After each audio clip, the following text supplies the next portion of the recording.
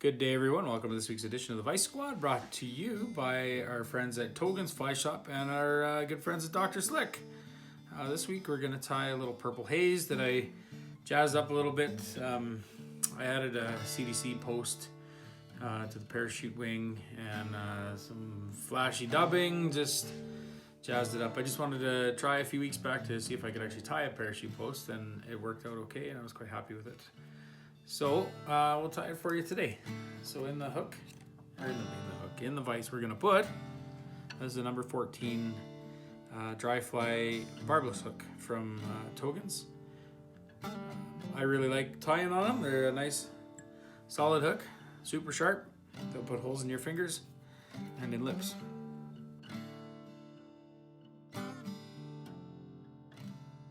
So we're gonna start with some 70 Denier Purple UTC, which will wind part way back. We'll get rid of the tag. And we're gonna wind that right to about the bend of the hook.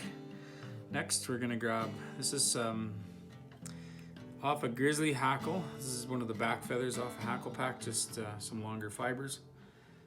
And we're gonna grab a few fibers. You don't need much. The tail can be fairly sparse. 6 or 7 maybe. There we go, happier with that. Alright. Just trim those off. Alrighty. I'll just kind of clean that up a little bit. Next, I'm gonna go to about 2 or 2.5 eye widths back from the eye, and I'm gonna leave my thread there. And I'm gonna I've picked out ahead of time here 4 CDC feathers. These are dyed purple.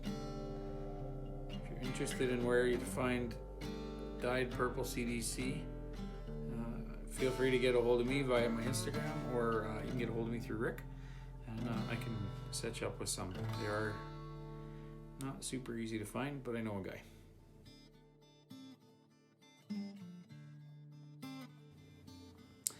So anyway, I'm going to take that CDC, I'm going to measure it so it's about a little bit longer than the hook length.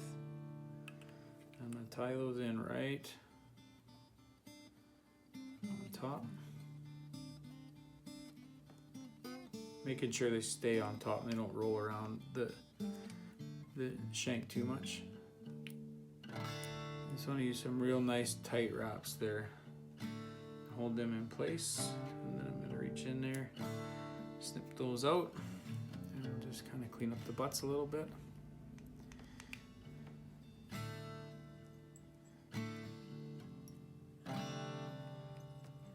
Like so. Next we will go up to the front of the hook, and we're going to put some like a thread dam wrap, a couple wraps in here. And that will help hold that CDC up.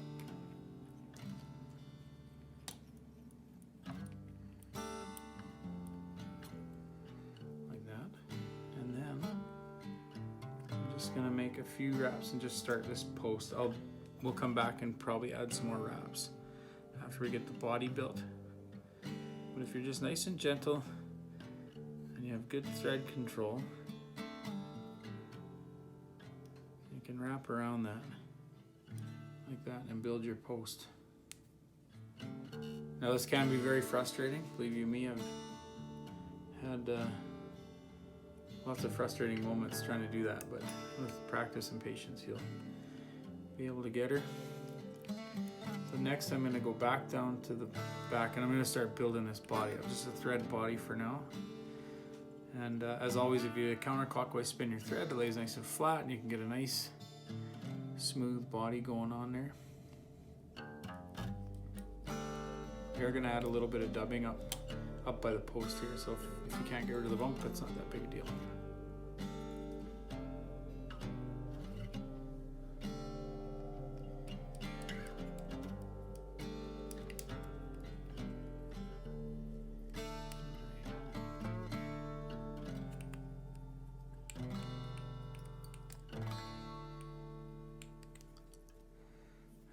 close there.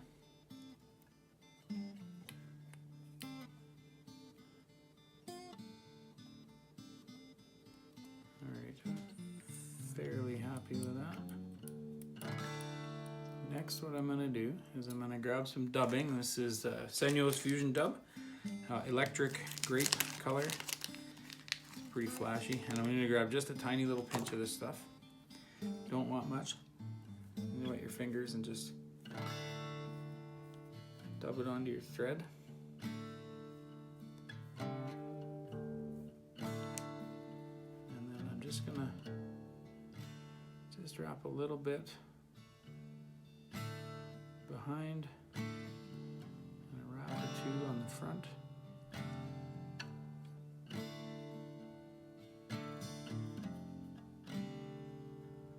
Try not to make it too bulky.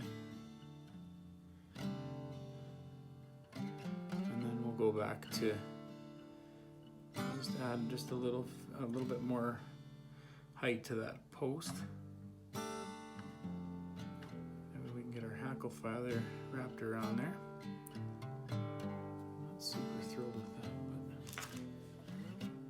but I'm just gonna reach in and just clean up a little bit of that dubbing just so it's not so all over the place.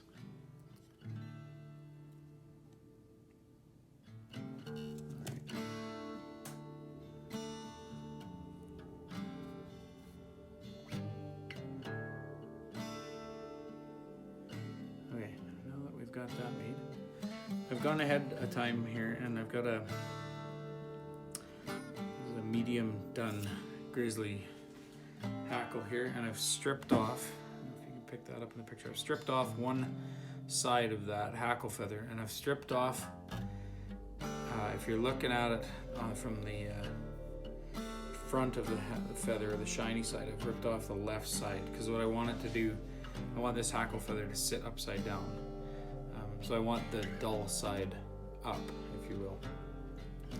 Now, a lot of guys, they'll tie this feather in pointing up and wrap down and then tie it off. I have never been able to really successfully get that done. It frustrates the heck out of me. So what I do is I tie it in pointing down, like so, and I'll just wrap up that post. So, and we'll leave our thread there. Kind of reach in there and just bend the rest of that, the end of that hackle stem off and cut it off.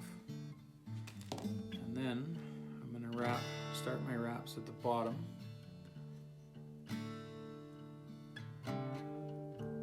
And work my way up 4 or 5 turns, and then I just kind of wiggle back through, working my way down, trying to gently get my way through there without trapping a whole bunch. And then another couple wraps at the bottom, and then what we'll do is just grab our thread and go under and over. And if you do that, you'll trap fewer of those fibers with your thread. And then we'll just reach in there with our scissors nice and tight. Snip that hackle out of there like so. Now what we'll do is we'll grab our whip finish tool. And we'll just push it in nice and tight to the body. Again, trying not to trap any of those fibers. A couple, 2 or 3 turns.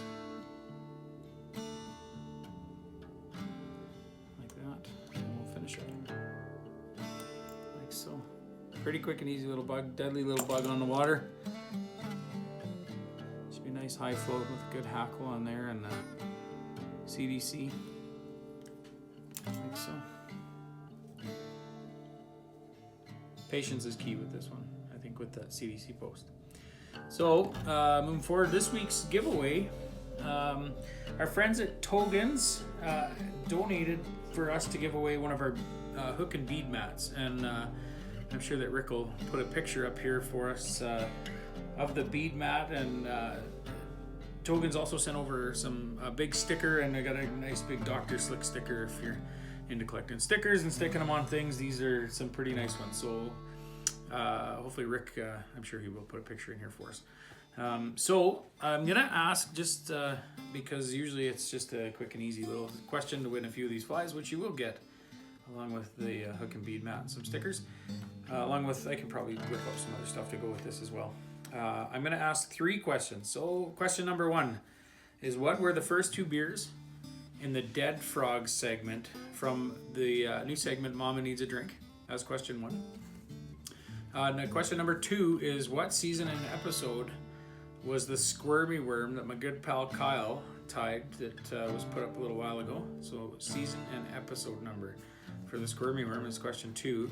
And for question number 3, I'm going to direct you over to the Instant Pot videos, and the question will be, who was Nikki's special guest making the brownies, which looked absolutely delicious? So if you can answer all 3 of those questions below in the comments of this video, I will send out one of these hook and bead mats and some stickers and some of these little Purple Haze flies, and I'm sure I can come up with a few others. So good luck to anybody that takes the time to do it, and I appreciate everyone following along and listening to me ramble, and thank you, Rick, for all your hard work that you've been going through with the videos.